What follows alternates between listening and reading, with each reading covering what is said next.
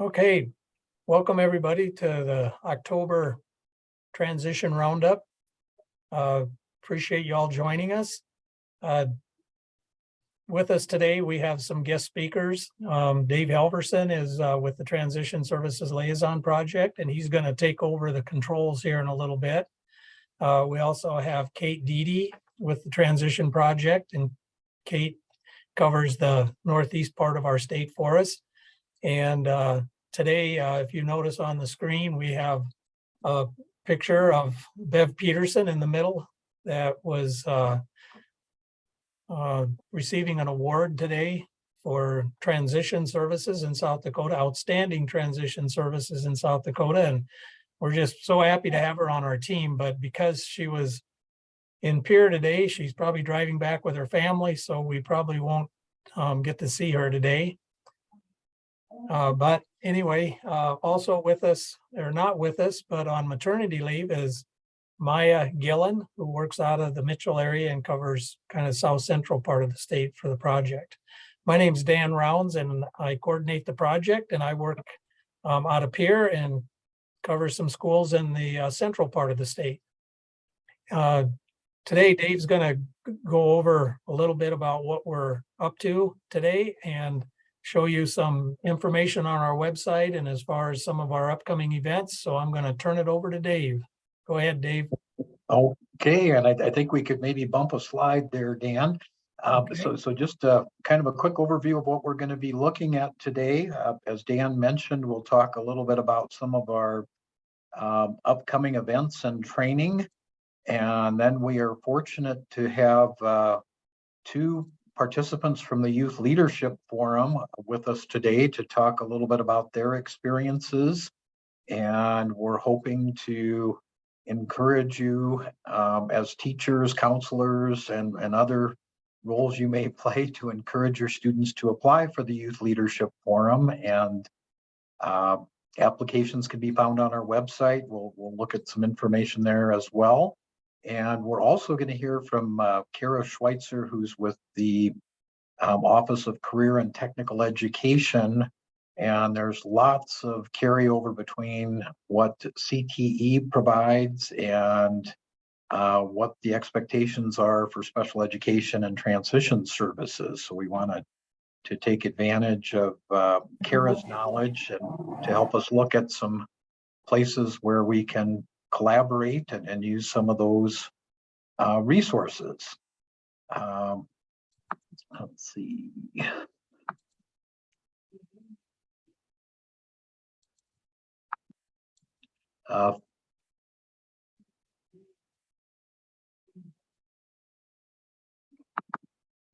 Okay, I wanted to highlight some of our upcoming activities. Let's see, starting next month, we will be hosting some Let's Talk Work events.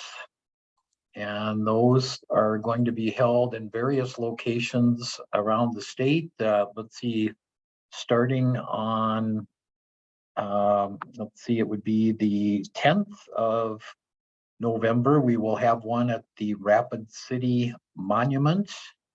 And then on the 16th, we have a busy day where we're going to be hosting events in Sioux Falls, Fort Pierre, and Aberdeen. And this is a one-day conference designed specifically for high school students who have a disability and focusing on employment. So employability skills, supports that are out there, or people who can help those students to get into the workforce. We also have employers come in and share what their expectations are. So again, we're excited to start that process with Let's Talk Work. And let's see, we have some more information on our TSLP website.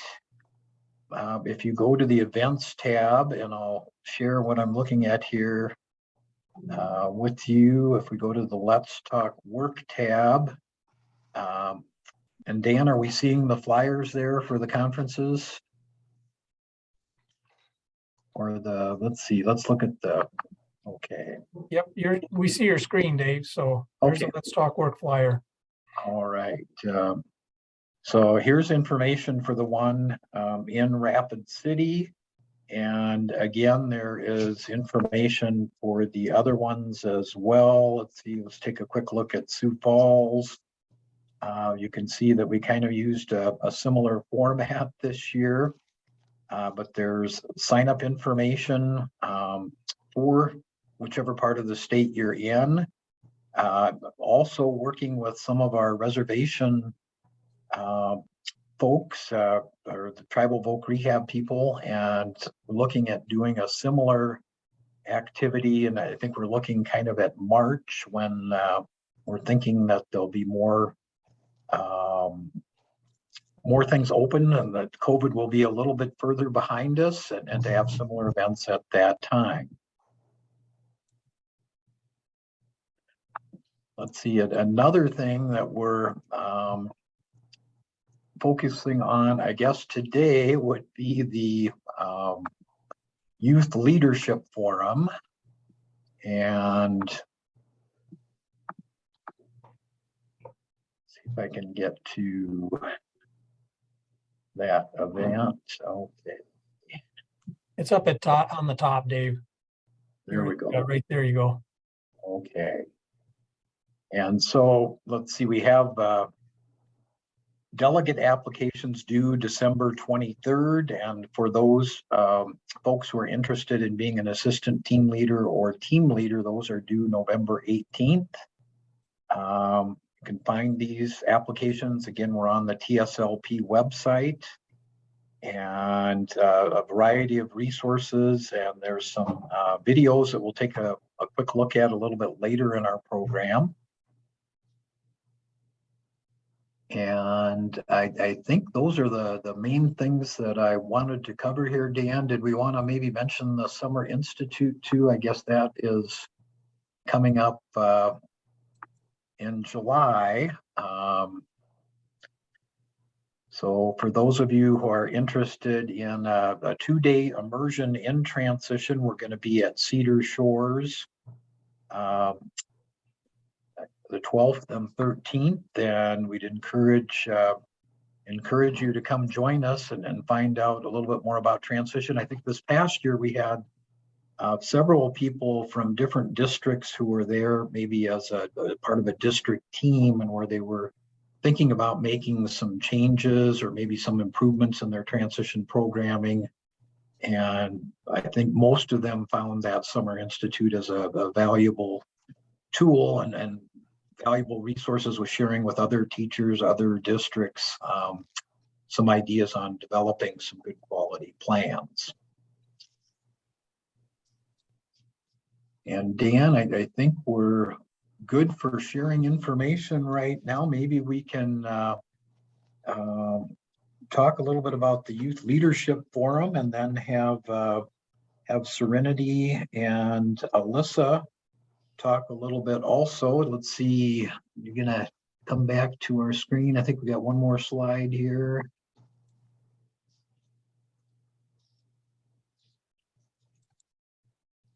Okay, maybe one more. There we go. So we have Alyssa and Serenity joining us today. Now, Alyssa has been with the Youth Leadership Forum for several years. She started as a delegate several years back, and now helps us out as a team leader, helping to kind of organize the week. And Dan, feel free to jump in, but the Youth Leadership Forum is a 5-day self-advocacy, career development, kind of planning for your future event, attended typically by about 45 students across the state of South Dakota. We hold the event at Northern State University in Aberdeen, and this coming year will be the 23rd year for the Youth Leadership Forum. And definitely it's, I know for me, one of the highlights of my year. And I know that Dan enjoys it greatly too. Dan, anything else that you had to share from the organization perspective? Oh, it's a wonderful event for students. Students come in usually nervous, scared, never around other people that experience some of the same disabilities, and they get a chance to collaborate, get to know each other, and develop lifelong friends, and they learn from each other. And it's a good experience because they have to fill out an application. They get interviewed before they come. There's a selection process. We typically get between 80 and 100 applications each year, and we select right around 50, and we end up with somewhere, but like Dave said, around 45 students. And anyway, they get to spend a week in the dorm and get used to what college life is like a little bit, eating college food and staying in the dorms and getting to know each other. And I think one of the highlights is just learning from people that have been there before, like Alyssa and Serenity, and hearing kind of what it's like to complete the transition process and get into college or go on to some kind of work. So it's a good experience for all. And there's no cost to the students or families, no cost to the districts. We have a variety of sponsors. I think vocational rehabilitation is one of the primary sponsors. They find it a good use of their funds to help students develop some self-advocacy and leadership skills. Let's see. Let's ask Serenity to talk a little bit. And again, Serenity is, I believe, a junior. And so if you want to just tell us a little bit about yourself, and then we'll have Alyssa jump on and do that, and then I'll ask some more questions. Hi, I'm Serenity Johnson. I'm a junior at Stevens High School in Rapid City. I lost my eyesight when I was 8 years old, and you just kind of go through the journey of learning how to live with having a disability. And so I have Stargardt, so I have no center vision. I've used a white cane since I was in about 5th grade, and I'm in mainstream classes. So I think it's really important for YLF to just teach me how to advocate for myself, and it was such a great experience. Okay. And let's see, and could you tell us a little bit about, maybe you said you're at Stevens, and I know that they have some like career and tech ed things that they're doing, and maybe tell us a little bit about what you're doing with that. So we have a career pathway program. Actually, my grade was the guinea pig, the beginning year of when they started their career pathways program. So in freshman year, we did freshman seminar, and that's basically where they introduced you to the different career pathways, whether you're interested in teaching or carpentry or being a doctor. And then once you kind of narrow down the career pathway you're interested in, they have classes geared more towards giving you like that ground foundation and information you'll need for a career after high school. And which pathway are you currently on, Serenity? I'm in the human development and education pathway. I want to be a TVI after high school. So and human development right now is we're learning about from conception to infancy, and then human development 2 is infancy to 6-year-old toddlers. And could you tell us a little bit about it? Was it TVI? So a TVI is a teacher of the blind and visually impaired. So Okay. that isn't just teaching Braille to students with visual impairments. It's teaching them self-advocacy and helping them with accommodations in class, and really creating that strong bond and a good communication between teachers and students and their home life and parents. Super, Serenity. Thank you so much. Alyssa, would you tell us a little bit about yourself and maybe a little bit about some of your challenges and what you're doing currently for careers? Yeah, so I'm Alyssa. I am a senior in college, and I will be student teaching in the spring because I'm going for a math teacher. And my disability is autism, so I kind of struggle with the reading and writing more, but the math part is easy for me, but the reading and stuff is a little bit harder. And then I also take more time to do things, so I get extra time on test. And also I use a smart pen in my classes so I can record like what the teacher's saying just in case I don't get everything down that they are saying. And could you tell us a little bit about your involvement with the Youth Leadership Forum? How many years have you been around? I've been going for 4 years. It would have been 5 years if it wasn't for the COVID year, but I was a delegate for 2 years and then a leader for the other 2 years. Okay, thank you. Let's see, I'm going to bounce back to Serenity. Could you tell us, Serenity, a little bit about, I know you applied, I think, for the first time this past year, about a year ago, and who encouraged you to apply and what were your thoughts about that application process? So I found out about it from Nicole from the School for the Blind. And then I really love any sort of like summer camp or anything involvement with different disabilities, because I feel like in a world where there's very few people with disabilities, when you can get together and realize like, whoa, there's other people with disabilities, there's other people who aren't just blind, and wow, they're getting along with life just the same. So it's a really encouraging process. And then the application, it was intimidating at first because it's like it requires all this information, but then it's almost kind of fun to fill it out because you get to know yourself a little bit more and you can like find out that, wow, I can fill out this application and I have things to put on this application. Okay. And Alyssa, can you tell us a little bit about who encouraged you to apply and maybe your thoughts first time you were coming to the forum? Or So Miss Schuldeis which was my parapro in the Sturgis High School. She's the one that got me or told me about YLF and stuff and got me to fill out the application. And at first I was scared because it would have been my first time with no parents being there with me. But then after being there, it was actually a lot of fun to get to meet new people and kind of know how it feels to be on your own. So it was like that kind of like extraness of being able to finally feel like what it's going to be like on your own a little bit. So, and you don't have your parents there reminding you to when to take a shower, when to do things, to tell you to take a shower. There is the leaders that kind of help out with that and stuff and make sure that people are having good hygiene and stuff. But I felt like it was a lot, like it helped you to get more independent as well in order okay. for your future. All right. Appreciate that input. I think we'll try to play a video here of the Youth Leadership Forum. And this is kind of a recruiting tool that we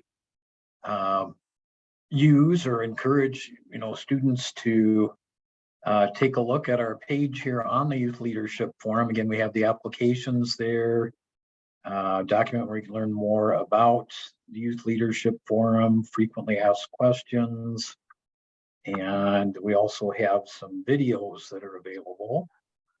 And Dan, are we getting some sound there?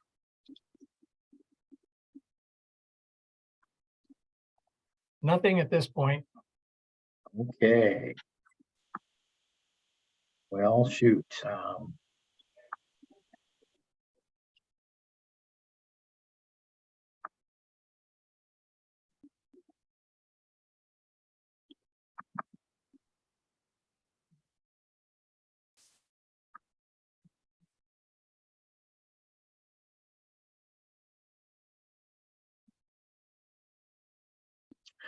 Well, let's see, anyone out there with some suggestions?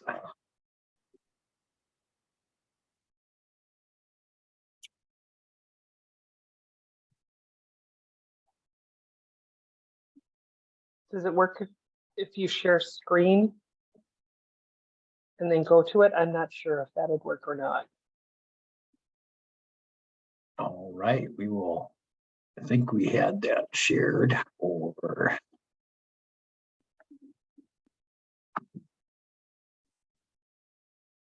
Dave, this is Joan. Can you hear me? Yes, Joan. You might also have to Click on the bottom when you share screen, like share sound. Okay, thank you. Let's see. Dave, I'll give it a whirl, okay?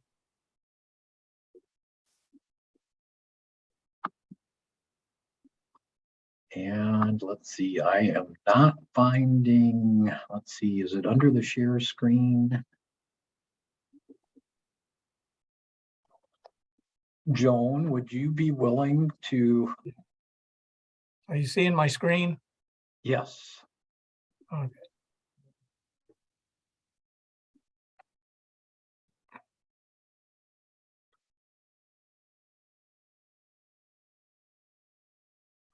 thought we had this worked out. Okay, are you seeing my screen? Are you Yes, seeing my Yes, screen or are you hearing it? no,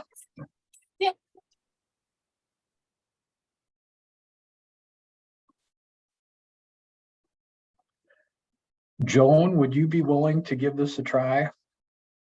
Joan, when I go to share my screen, am I on my sound? I have to go to, which one am I clicking here on my sound?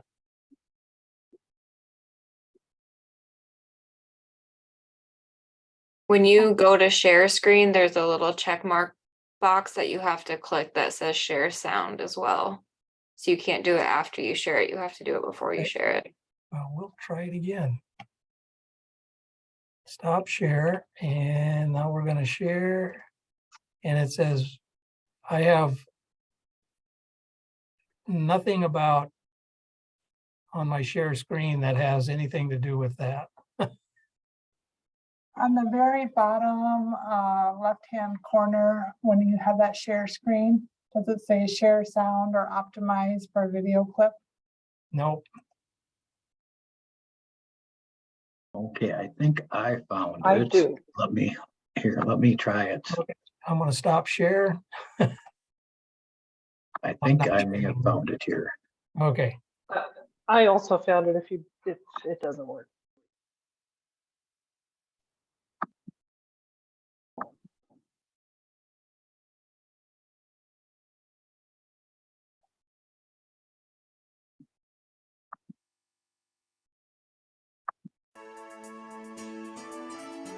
we've got sound, Dave, but we don't have a video.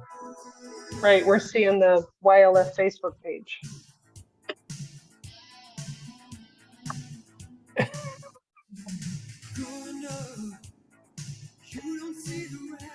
Dave, are you trying to share the video that's on the website, the YLF video? Yes, yes. Okay.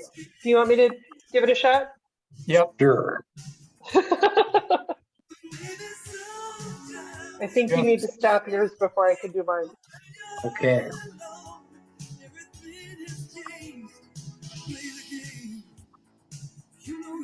Kate, you're not a host though.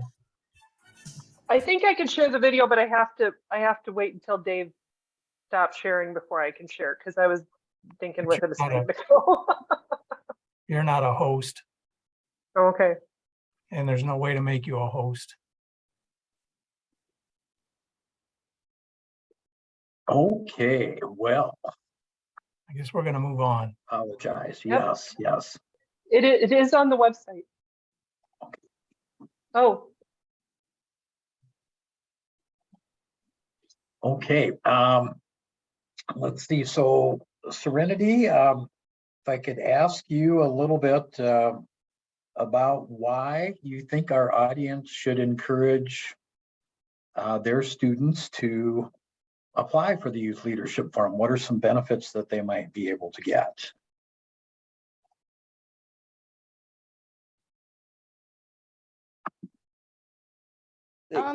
So YLF is one of those deals. It's a whole bunch of different people from all different walks of life and all different types of disabilities coming together. Because probably one of my biggest struggles in high school is I'm the only blind girl here. I'm the only one who walks around with a cane. Everybody looks at me funny. It's so weird. Not all the time, but it's weird.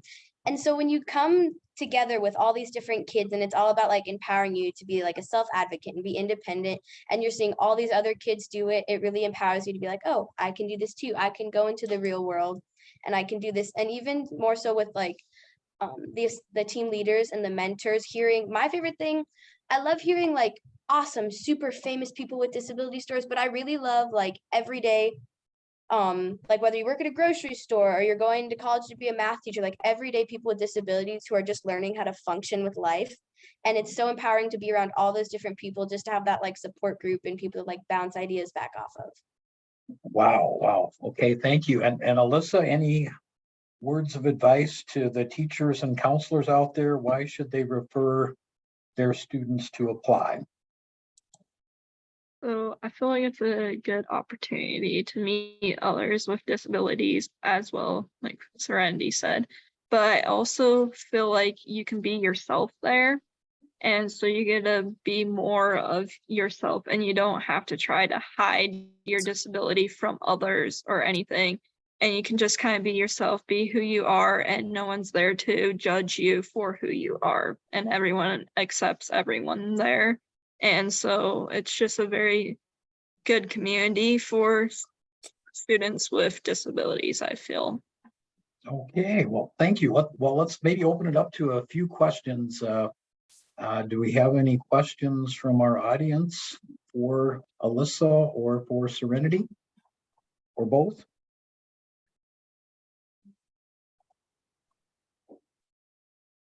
Must be pretty late in the afternoon.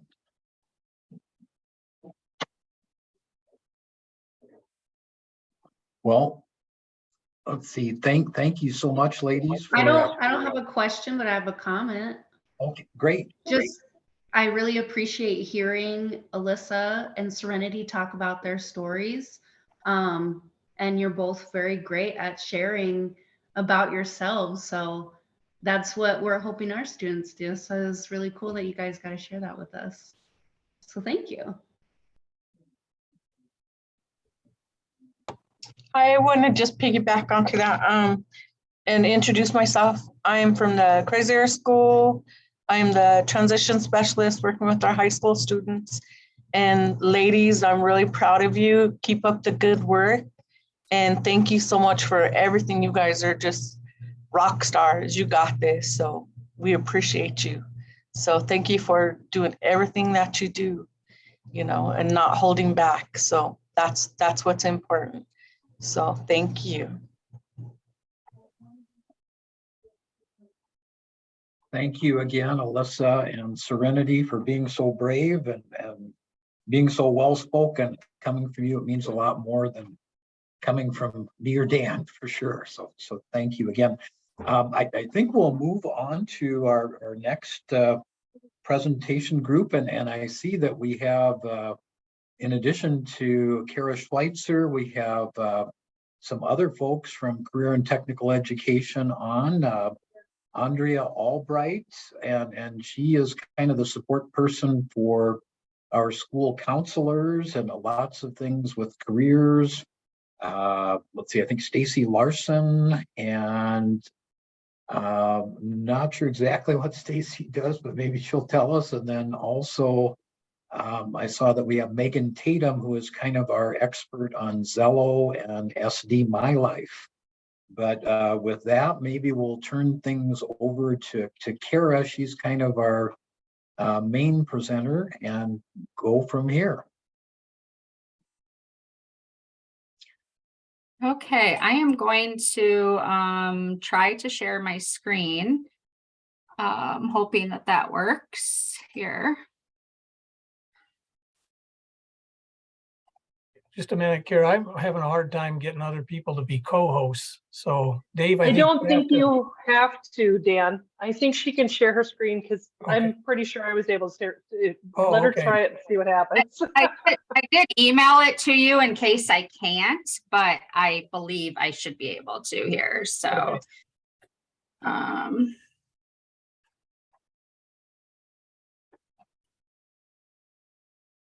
okay, you'll just have to let me know if you can see my screen. It's coming up. And can you see a PowerPoint there? Yes. Yes. Okay, perfect. All right, so this is a lot of information to share in a short amount of time. And I did see that that Megan and Andrea are on today. So if they have anything they'd like to interject, they are more than welcome to. I work for the Division of College Career and Student Success. And within that, we have the career and technical education folks. I'm a regional specialist, so I help with career and technical education programs in and around the Sioux Falls area, but we have a regional specialist in every part of the state. So you have somebody close by if you need that resource at any time. So I'm going to, oh, that is not the first screen that I had for everybody. Let's see here.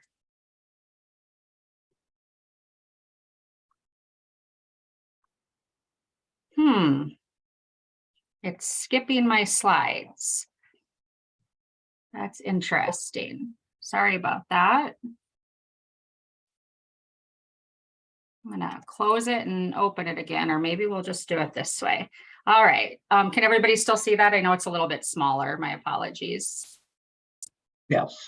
Okay, so yeah, our office under Megan's tutelage handles SD My Life. It's powered by Zello. That's just the format that it comes to you on. It's an online program that assists South Dakota students with navigating their career development goals. It helps students better understand how their interests, skills, and knowledge relate to real-world academic and career opportunities. SD My Life can help students with everything from education and training options to building a portfolio, a resume. There's a resource on there to discover scholarship opportunities. And then it can also be used to research, select, and plan their careers if they so choose. So it's a free resource available to all students in South Dakota, grades 6 through 12.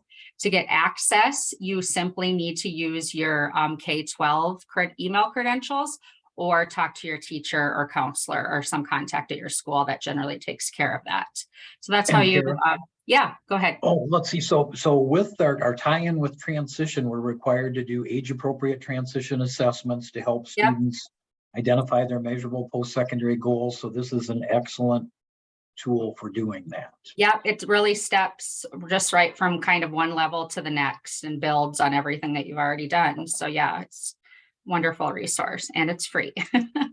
Okay, so in my opinion, my favorite part of SD My Life personally, probably not everybody's opinion, is their assessment options. So you can do a matchmaker to help you. You'll just answer a bunch of questions about things you like and things you don't like, things you like to do, things you don't like to do, and it'll help match your personality and your interests with different careers out there that would maybe be a good fit for you. And then also there's a skills lab, personality style. So how does your personality work with the certain careers that are available to you? And then probably my favorite assessment is the learning style assessment. It just helps you discover what kind of learner you are, an auditory learner, a tactile learner, things like that. I actually was super fascinated the first time I took that assessment myself to discover what kind of learner I was. So I think those are really a valuable resource for every student. So the matchmaker option on SD My Life will, you can see here, it will just ask you, they use the sad face, happy face, just like the pain scale in the doctor's office. So that's somewhat familiar with people. It will add, like this question, for example, is how do you like working with children? You like that very much or you dislike it at all? You just go through the whole process.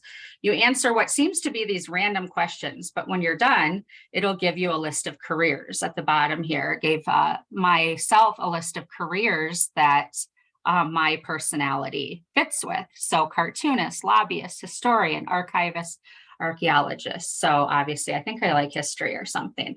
So the matchmaker is just a wonderful tool to help give some actual career direction to the personality and the gifts that your student already has.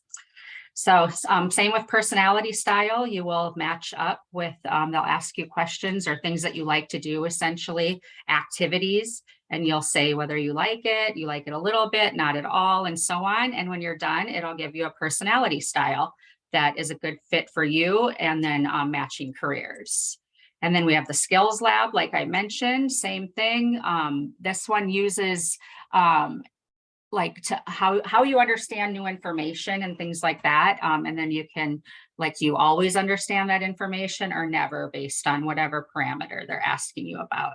And then it'll give you results based on that lab to match you up to careers that would be a good fit. And then the final assessment is the learning style assessment. Same thing, just lots of questions. How do you best learn? And when you're done, it'll give you some information on what kind of learner you are.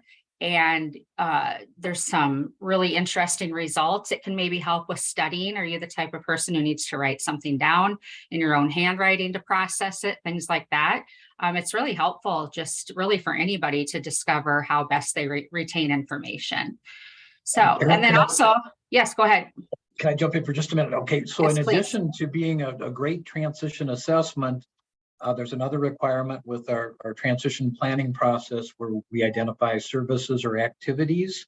So if somebody needs to do more career research, you could list, completing some of these assessments as part of their transition plan. So, and Kara gave me permission to jump in, but I'm probably jumping in too much. Thank you. Yeah, no, I appreciate that. I am always learning what we can do and how can it be like implemented in what you folks do. And that's really wonderful information for me to learn too, that some of this can be a great resource for folks. Kara, this is Dan. I just wondered with this, I would think that maybe technology could be introduced into this depending on a learning style too. Yep. If Yep, somebody absolutely. learns a certain way, and is there some kind of technology that might be able to be researched to see if using something that might help them to learn better while they're in class? I know Alyssa noted that she uses the smart pen, continues to use the smart pen. Somehow she had to find out whether that would work for her. And so here she is still using it. Yeah, absolutely. And the assessments, I mean, I can't think of any child who can, for the most part, just listen to information and retain it. You've always got those kids who say, oh, I was listening to my teacher. I don't need to study. I don't need to read. I don't need to write it down.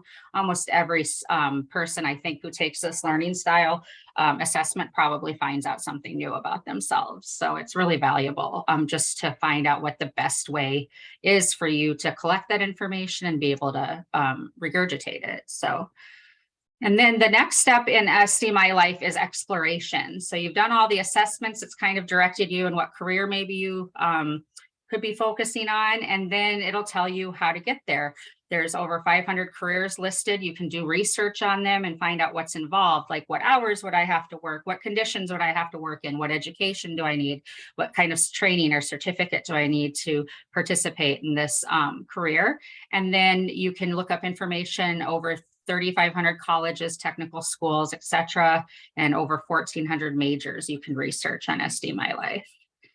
Here's a bit of the career exploration. I just kind of threw everything on one page here so you could get a quick snapshot of what you learn about that career. So say you've selected this career, pharmacist, it'll tell you what the core tasks, what your workplace would look like, what your working conditions are. Maybe if you're someone who cannot be standing all day, is that something you need to think about? Say you want to be a farm tech and you're the person taking the prescription orders and taking them back to the pharmacist, and you have to constantly be walking back and forth. You have to consider if that's something that's a good fit for you physically.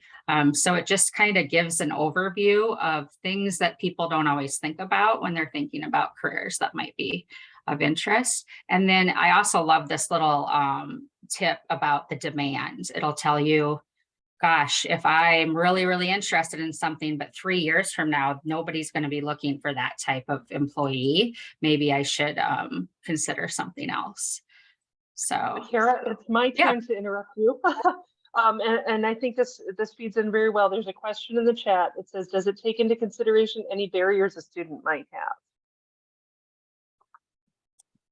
Yep, exactly. Yeah, I'm sorry. I didn't see the chat. I've got one too many screens open here trying to present. But yeah, that's a good point. And you go back to this exploration, working conditions, core tasks, job description, education required. It gives students an honest assessment of whether or not this is something that is worth pursuing.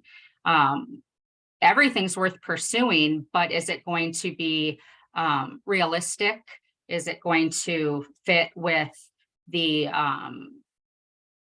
type of physical and emotional conditions you can handle on a day-to-day basis? It's just a really great overview.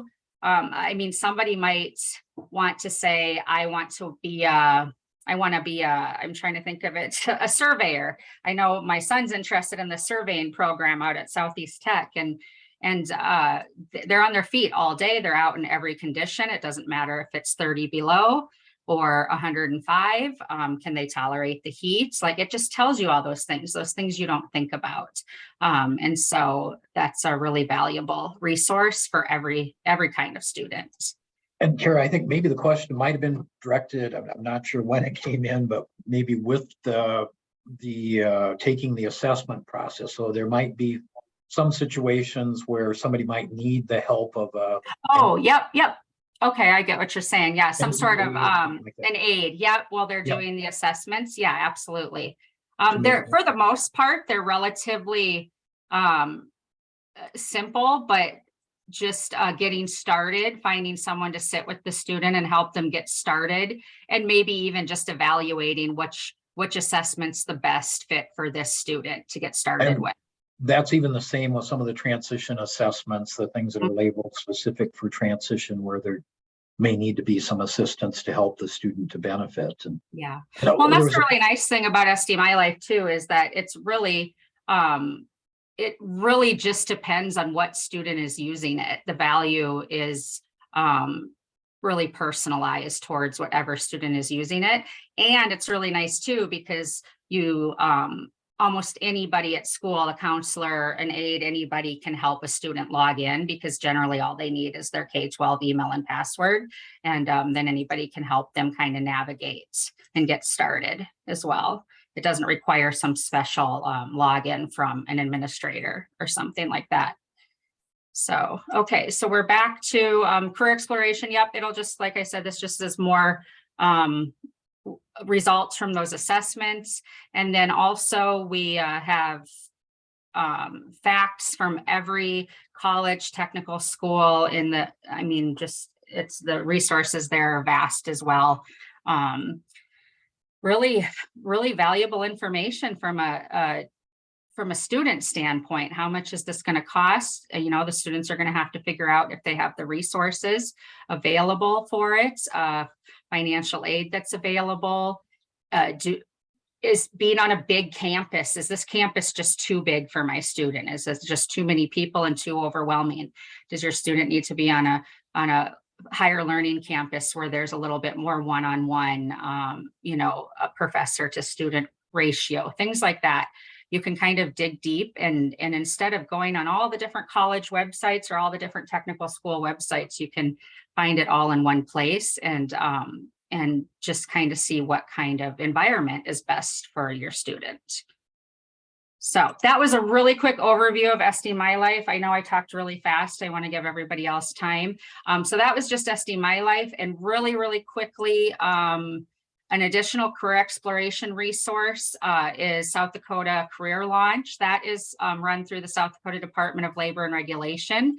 And fortunately for us, a person who used to be in my role in a different part of the state, Amber Ross, who worked for our office, the CTE office, is now one of our contacts at the Department of Labor and Regulation. So you are getting a huge advocate for your students in her role. And so if you have any questions, this is going to apply a lot more to the students that are out of, you know, are approaching the end of high school and entering the workforce, and adult learners. So there's a lot of wonderful resources there too, if you need to look outside of the K-12 system. And then, do you want me to go to chat about CTE, or should we save that for another day? That I don't want to encroach on anybody else's time. Let's see, it's kind of up to you, I guess. Let's see, we did I have a can do question. it. I just don't want to, if there's other people that need to chat No, today? no, or- you have the rest of the time. Okay, So okay, I just wanted to make but sure. All right, I did sounds see there good. is one question here. Is it possible to get a copy of your PowerPoint? And Yes. we'll plan to post it, but if they want a copy, they could also email you and you could Yep, send I it to have them my, yep, directly. I'll have my information at the end, and I Okay. also did just email it to you, Dave and Dan as well, in case So anybody we'll reaches out post to you. it. Yeah, there's a lot of information and be nice for them to be able to kind of go through and dig a little bit better. So yeah, so like I said, Office of Career and Technical Education, we call it CTE. It's the practice of teaching skills-based careers to students in middle school, high school, and beyond. It's for all students, and it provides personalized pathways to success based on their own unique learning needs. Sounds a lot like transition planning. Yeah. So what does CTE do for students? So it just gets them ready for the real world, really. Yes, exactly what you folks are already doing. There's the career exploration and preparation part, like with SD My Life and some of those foundational CTE courses. There's components built into every career cluster that builds soft skills. There's hands-on learning and engagement. It answers the question, you know, you're in math class and you're like, why do I need to know this? Well, do you want to get into construction someday? That's why you need to know the math, because you're going to have to make sure somebody's walls are straight in their house. So it just answers that question. How will I use this information? And then CTE also helps students earn certifications. So we endorse and promote a lot of real life on the job certification options for students so they can actually leave high school with some of those certifications. So in South Dakota, we have 16 career clusters and pathways. Each career cluster has several pathways, and it's designed to help students acquire the knowledge and the skills that they need to reach their career goals, school, career. And then all 16 of our career clusters have the same foundational CTE courses in common, and they just give the students that foundational knowledge that they need to apply to any career field that they might want to explore. And then foundational CTE courses are always the first courses that students will take. Sometimes they're offered in middle school, but those are built on with cluster and pathway specific courses. So, And Karen, yeah, go ahead. This is Dan, and I'm sorry to interrupt you. No, you're fine. I love that wheel with the career clusters, but using the SD My Life, does it kind of help direct towards those specific Exactly. 16 clusters? See, and Exactly. I think, you know, a lot of special education teachers working with students early on, they're trying to identify a direction and to have a measurable post-secondary goal. And I always refer to those career clusters because I think just getting a student interested in one or two of those clusters helps to develop that plan so we can go into a direction. It doesn't have to be a specific job, but it could be a cluster of one or two or three clusters. And I just went back here for you, back to this SD My Life, and that's exactly what this assessment did. It brought us this student to the education and training cluster. So it literally identifies appropriate clusters and pathways for those students. So I do get asked this question quite a bit. There's thousands and thousands and thousands of careers. How can they all belong in these 16 career clusters? And honestly, they just don't. There's always something out there doesn't fit exactly. There's a STEM career that probably also applies to ag and food and natural resources. There's a health science career that also always is going to apply to the human services cluster. There's a lot of crosswalk there. But the National Career Clusters framework just groups all careers into these 16 career clusters, just based on that foundational knowledge that you need to have to succeed. So I just wanted to cover that because I get asked that quite a bit. So this is what a career cluster pathway looks like. This example that I have here is manufacturing. So in the green, we have foundational courses. These are often required in 8th grade or freshman year, like a career exploration or workplace technology that every student has to take. And then we step down to cluster courses. And these are courses that apply to the entire cluster. They apply to all these pathways in orange. And then if your student's lucky enough, they have several pathways in several different clusters available to them at their school or wherever they're getting their education, just so they can do exactly what we're wanting them to do, which is explore. I always say that If a student takes a CTE class and it just was not for them, that's a win too. It's not just a win for them to find out what they're good at or what they're passionate about or what they like doing. It's a win to find out that is, I just do not like blood, so I'm not going to be a phlebotomist, because sticking people with needles all day, thought that's what I wanted to do, seems like a fun job, but it turns out I don't like seeing other people's blood. So it's good that they learn that without investing too much time or energy into paying for that education. So here's another one, business management, just a couple samples of what a career cluster pathway looks like. So how is CTE currently impacting your students? So special populations in South Dakota, those on an IEP, of the 23,000 plus CTE participants in the state for the last year that we have full data for, just over 2,600 or over 10% were on an IEP. And of the 16,000 plus CTE concentrators, about 1,700 were on an IEP. So just for those definitions, because you'll hear that a lot in the CTE world, participant is any student taking any one CTE course. So if they're taking any CTE course, they are participating in a career and technical education program. A concentrator is any student taking two or more CTE courses in any pathway. A concentrator is a student that's building, they're taking that initial course, and then they want to know more, they want to explore more, they want to be more knowledgeable. And so they're going to take the next course available to them, and then they would be a concentrator. So a couple of really wonderful resources. I feel like these are the links that you'll find super handy when you get this PowerPoint.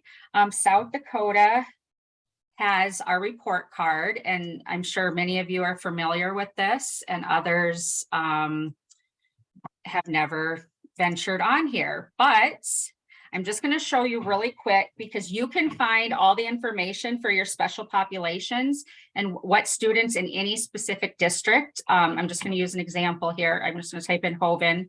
So I was talking to somebody about Hoven earlier today. And then you're going to get access to Hoven's entire school report card. There it is. And what you might find interesting is all the way here on the end, we have Career Tech Ed tab. And it is going to show us what is available. Here we go. Essentially, this is going to be a snapshot of what the school that you're seeking information on is already doing. And it is not going to load. Oh, it says that Hoven's report for CTE will be released in January. So that one we have to wait for. So there, you can look up anything on here for a specific district. This is all public information. And when you do get the CTE information, it'll be broken down, special populations, it'll be broken down, non-traditional students. You can see what your school is already doing. So that's just a really valuable resource if you're doing some information gathering for a specific school. And then another quick, really easy way, can be a little wonky. Our current approved programs are always listed on the state website. That link that I have there, you'll be able to access what I'm pulling up right now. So there's every school in the state, and it tells you what CTE programs they have. So say you have a student at Chester who's really, really interested in, animal science or whatever, you can see that Chester has an ag program. So maybe you can connect with a CTE teacher and say, are you doing anything with livestock, animal science programs, vet tech type of thing, maybe would be a good fit for this student. So you can find out what programs that school has already and see if there's something available to your learner that would be valuable to them. So that's updated as it changes, but that's always available right on the first page of our CTE website. So I'm sorry that report card link didn't work or didn't show the report that I really wanted to show you. Kara, could you go back to the slide just before, where the two slides before with the percentages? Yep, right here. You see that? I just noticed, with just 10.5% of students on IEPs are participants. And Yep. we'd really, I mean, as you know, working with state and voc rehab, we'd really like to see those numbers go up. So there's more students on IEPs participating in career and tech ed programs. I think it would really enhance students' opportunities. It's just one of the things that we talk about quite often. And I really like to point out that there's different personalities in different CTE programs in different schools, and I understand that. But the fact of the matter is those programs are there for your students just as much as any other student. And if anybody's pushing back, you know, if a teacher just, you know, there's components in their classroom that think it's not going to be a good fit or anything, that's not okay. That's not a good enough answer. Those programs, your students have just as much right to participate in those programs as any other student. So sometimes it's just knowing that those programs exist and then being an advocate for your students to participate. And Kara, I know that you had another document where it talks about improved graduation rates. I don't know if you'd be willing to share that. I haven't had much luck sharing. Yeah, I could, it's 90, well, essentially CTE graduate or CTE students graduate at 97% rate. And I believe the students that don't participate in CTE is right around 92%. So, but I can definitely get that document too and send it out so you can share that as well. So how can you get your students involved in CTE? Just connect with your student. Some of you are this person. I know you have a lot on your plate, but for me personally, I have so much respect for the CTE teachers that I work with, and by and large, they want to engage with whatever students they can, and they're maybe your best resource. So you find out what programs your school has, and then connect with the classroom teacher, because they're going to be your best resource for your student. And then, ask about specific CTE courses offered at your school, and then really work with whoever you need to, parents, the student, teacher, administrator, and just talk to them about what collaboration is needed to make these courses accessible to your students, because that collaboration is important. But what's mostly important is that they have the same opportunities as every other student. So I know that was a lot of information in a short amount of time. It's 4 o'clock. Here's my contact information. You can either jot it down, or I have already emailed this entire presentation to both Dan and Dave, or you can just contact me directly. And then if you have any questions about, if you're in a specific area about a specific school or programs, I can help you, or I will direct you to the me in your part of the state. So we have the regional specialists all over the state, and any one of them can help you answer or get answers to your questions about what CTE programs might be available or accessible for your student. So let me know. Kara, thank you so much. Any last or quick questions for her? And then I'm thinking people may want to start their afternoon. Kara, again, thank you so much. And Absolutely.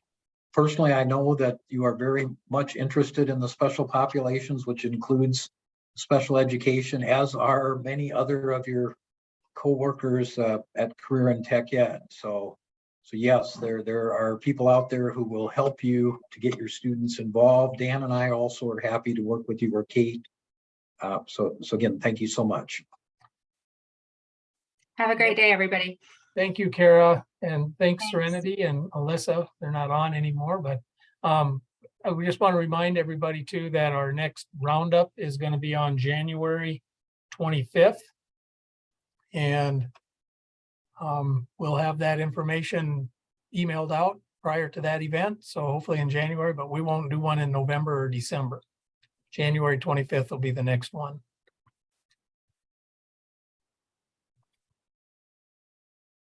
Okay, Dave, if you don't have anything else, I'm good. I think we're good here.